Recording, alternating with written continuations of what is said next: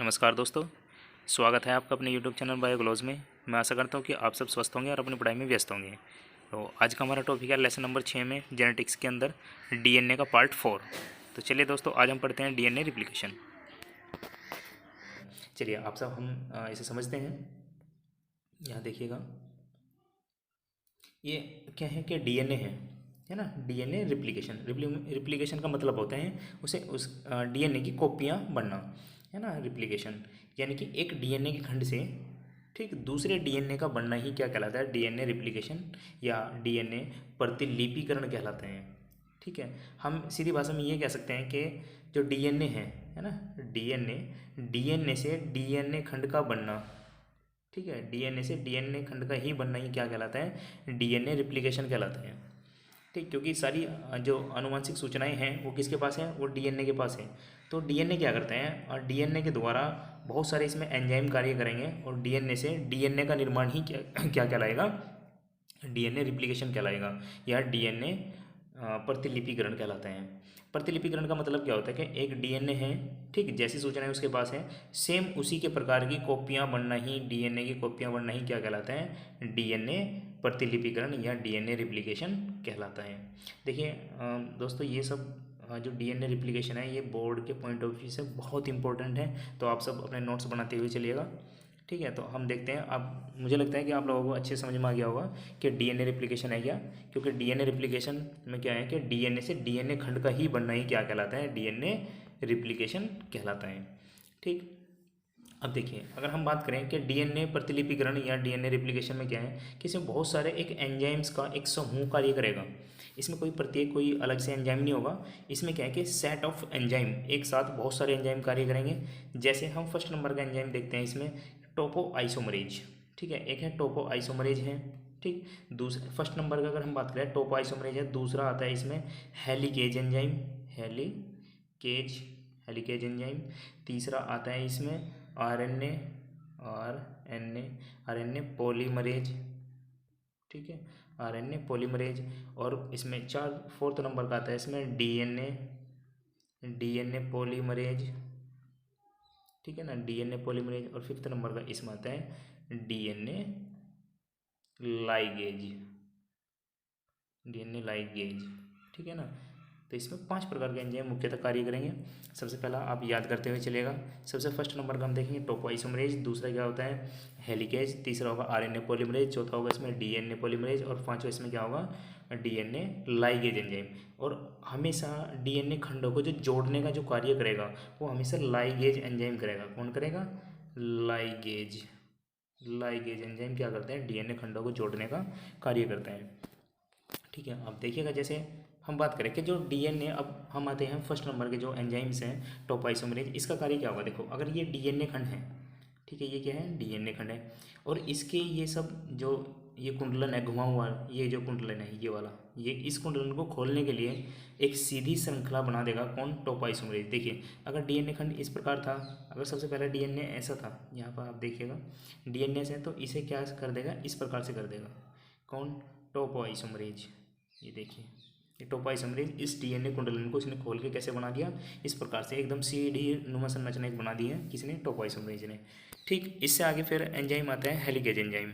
इसमें आप देखिएगा, देखो टोपोआइसोमरेज डीएनए के ऊपर सीधे ही रेखा में चलते हुए, है ना, डीएनए के दोनों कुंडलनों को एक सीधी रेखा में खोल देता है, जो अभी आपको मैंने समझाया। इसके बाद अगर आप ये वाली संरचना देखो कि यहाँ पे अगर मान लीजिए टोपोआइसोमरेज है, इसने खोल के डीएनए खंड को कैसे बना दिया, मैं अभी समझा चुका हूँ आपको।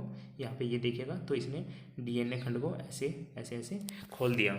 ठीक है, क्योंकि अभी यहाँ तक जो है डीएनए जो टोपोआइसोमरेज जो एंजाइम है वो सिर्फ यहाँ तक पहुँचा, इसलिए इसने डीएनए के खंडों को सिर्फ यहाँ तक ही खोलने का कार्य किया। आगे अभी ऐसे डीएनए खंड पूरा है, तो इसमें इसे अभी यहाँ तक ये जो एंजाइम है टोपोआइसोमरेज ये नहीं पहुँचा। तो इसलिए इसका मुख्य कार्य क्या है, टोपोआइसोमरेज का डीएनए खंडों को खोलने का। इसके बाद अगर हम बात करते हैं हेलिकेज एंजाइम की, तो हेलिकेज एंजाइम क्या करेगा, जैसे ये बीच में ये क्या है, ये दोस्तों ये है हाइड्रोजन बॉन्ड। क्या है, हाइड्रोजन हाइड्रोजन बॉन्ड। ठीक है, आप सभी को पता है कि डीएनए के बीच में कौन कौन से बॉन्ड पाए जाते हैं, हाइड्रोजन बॉन्ड। तो इन हाइड्रोजन बॉन्ड को जो तोड़ने का जो कार्य करेगा, ठीक है, वो हेलिकेज एंजाइम करेगा। हेलिकेज एंजाइम क्या करेगा कि यहाँ पे जैसे आपको ये बॉन्ड दिखाई दे रहे हैं, तो हेलिकेज एंजाइम इस प्रकार से चलते हुए क्या करेगा, यहाँ से ऐसे, है ना, ये इस प्रकार से ये देखिए, ये मैंने हेलिकेज एंजाइम बना दिया, ठीक है। ये देखो मैंने ये हेलिकेज एंजाइम बनाया। ये सभी क्या हुआ, यहाँ से जो हाइड्रोजन बॉन्ड है इन्हें तोड़ दिया, इस प्रकार से बीच में से इन्हें तोड़ते हुए आगे बढ़ेगा। कौन, हेलिकेज एंजाइम। आपको मैं संरचना दिखाता हूँ। देखिए, अगर हम हेलिकेज एंजाइम की बात करें, ये क्या है हेलिकेज एंजाइम।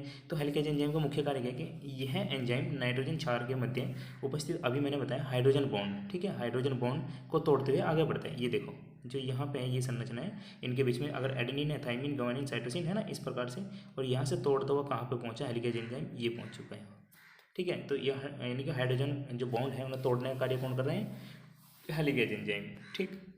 आप ये वाला डायग्राम भी बनाते हुए चलेगा अपनी कॉपी में। इसके बाद आगे देखिए, इसके बाद आता है आरएनए पॉलीमरेज एंजाइम। ये आरएनए पॉलीमरेज एंजाइम, देखो आरएनए जो पॉलीमरेज एंजाइम है ये किसी एक कुंडलन पे पहुंचेगा। मान लीजिए ये पहले वाला कुंडलन है, ठीक है। अगर मान लीजिए एक 5 डैश होता है तो इसी का दूसरा सिरा क्या होगा, 3 डैश होगा, और ये 5 डैश है तो ये 3 डैश होगा। अगर मान लीजिए सबसे फर्स्ट नंबर पे कौन पहुँचता है, वो आरएनए पॉलीमरेज पहुँचेगा। तो आरएनए पॉलीमरेज कुंडलन के ऊपर पहुँचता है, ठीक है। उसके बाद में आरएनए के कुछ खंड बनाते हैं, कौन, आरएनए पॉलीमरेज एंजाइम। जो आरएनए है, आरएनए पॉलीमरेज एंजाइम क्या बनाता है, आरएनए के कुछ खंड बनाएगा, ठीक है। इसके बाद अगर हम बात करें डीएनए पॉलीमरेज की, देखिए आप जो डीएनए पॉलीमरेज एंजाइम है वो क्या करते हैं कि यह एंजाइम कुंडलन पर पहुंचकर, है ना, डीएनए खंडों का निर्माण करते हैं। क्योंकि डीएनए पॉलीमरेज है तो डीएनए का निर्माण करेगा, आरएनए पॉलीमरेज है तो वो आरएनए का निर्माण करेगा, ठीक। अगर हम बात यहाँ किसी कर रहे हैं, डीएनए की बात कर रहे हैं, ठीक है ना, क्योंकि डीएनए रिप्लिकेशन पढ़ रहे हैं। तो डीएनए रिप्लिकेशन क्या था कि डीएनए खंड से डीएनए का बनना ही क्या कहलाता है, डीएनए रिप्लिकेशन कहलाता है। चलिए आप यहाँ पे देखिएगा, अभी दिखाता हूँ आपको संरचना। आप ये संरचना देखिएगा, यहाँ से देखो, यहाँ से लेके ये, ठीक, ये जो संरचना है ये डीएनए की संरचना है। यहाँ पे देखो इस प्रकार से ये अलग अलग संरचना बनी हुई है, फिर नीचे भी ऐसे ही संरचना बनी हुई है, ठीक। एक एडेनिन यहाँ है तो इसके सामने थाइमिन, ग्वानिन तो साइटोसिन, साइटोसिन तो ग्वानिन, थाइमिन तो एडेनिन, साइटोसिन ग्वानिन, इस प्रकार से एक खंड ये बना, एक इसी के नीचे बनना शुरू हो जाएगा, एडेनिन थाइमिन, एडेनिन थाइमिन, तो दो इस प्रकार से डीएनए अलग अलग बन जाएंगे, ठीक है। यहाँ पर डीएनए पॉलीमरेज कार्य करता है, ठीक। आपको ये समझ में आ गया होगा। और ये सारे एंजाइम मैं पढ़ा ही चुका हूँ, हेलिकेज एंजाइम का क्या कार्य है, टोपोआइसोमरेज का क्या कार्य है। तो आप ये डायग्राम भी बनाते हुए चलेगा। और एक चीज़ और आपको मुख्य बताता हूँ कि अगर ये एक सीक्वेंस में बनेंगे, अगर इनकी बनने की जो क्रिया है डीएनए खंड की बनने की, क्योंकि ये ऐसे बनते हुए क्या करेगा कि ये टुकड़ों में बनाएगा, जैसे 5 to 3 ठीक है। 5 to अगर 3 बनने की जो प्रक्रिया है, जैसे ये वाला खंड बना है ना, इन खंडों को क्या कहा जाता है, ओकाजाकी खंड। बहुत मुख्य है दोस्तों, ओकाजाकी खंड। पूछ लेता है कि ओकाजाकी खंड क्या है, तो ओकाजाकी खंड क्या है कि डीएनए रिप्लिकेशन के समय डीएनए के खंडों के बनने की जो प्रक्रिया है, जैसे आपको ये दिखाई दे रही है डीएनए खंडों की जो बनने की प्रक्रिया है, और जो खंड बनते हैं इसमें उन्हीं खंडों को क्या कहा जाता है, ओकाजाकी खंड, जो कि 5 to 3 बनते हैं, ठीक है। अब आप आगे चलिएगा। देखिए ये बहुत मुख्य है। अगर मान लिया जो डीएनए है, ठीक, डीएनए का 3 to 5 बन रहे हैं, ठीक है, 3 to 5, क्योंकि ये क्या है, ये डैश है ना, 3 to 5, 3 to 5 बन रहे हैं, तो इसे क्या कहेंगे, पेरेंट स्टैंडर्ड कंटिन्यूस, यानी कि ये कंटिन्यूस बन रहा है एक तरीके से। अगर डीएनए से बनना है तो ये कंटिन्यूस फॉर्म में बनता हुआ चलेगा,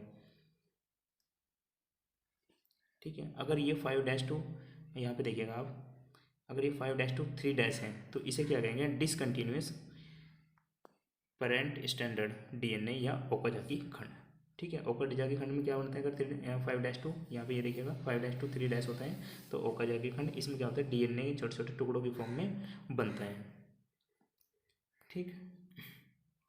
अब यहाँ देखिए, अगर सिर्फ एक ही डीएनए से एक डीएनए का खंड ये बना, ठीक है, ये इसके नाइट्रोजनी क्षार हैं, ये आप देखिएगा नाइट्रोजन 4 प्रकार के नाइट्रोजन क्षार होते हैं, एडेनिन, ग्वानिन, साइटोसिन, थाइमिन, ऐसे ही इनसे जुड़े हुए होंगे। मैं आप बता चुका हूँ कि एडेनिन हमेशा डबल बॉन्ड युक्त थाइमिन के साथ, और ग्वानिन हमेशा ट्रिपल बॉन्ड युक्त साइटोसिन के साथ जुड़ा होगा, ठीक है। ये 4 प्रकार के नाइट्रोजनी क्षार होते हैं, ठीक। इसी प्रकार से एक डीएनए खंड ये बना और दूसरा डीएनए खंड ये बना, तो इस प्रकार डीएनए से दूसरे डीएनए का बनना ही क्या कहलाता है, डीएनए रिप्लिकेशन कहलाता है। आप ये देखिएगा, ये इसे मुख्य चीज़ें हैं। अगर डीएनए का एक सिरा 5 है, डीएनए का अगर एक सिरा 5 है तो उसका दूसरा सिरा, ये देखिए आप, हमेशा 3 डैश होगा। अगर एक सिरा 5 डैश है तो उसी का दूसरा सिरा 3 डैश होगा, और ये वाला सिरा 5 डैश है तो ये 3 डैश होगा। ये बहुत मुख्य है। चलिए हम आगे चलते हैं। इस प्रकार से जो डीएनए है, डीएनए का नए डीएनए का एक निर्माण हो जाता है जो कहलाते हैं डीएनए रिप्लिकेशन।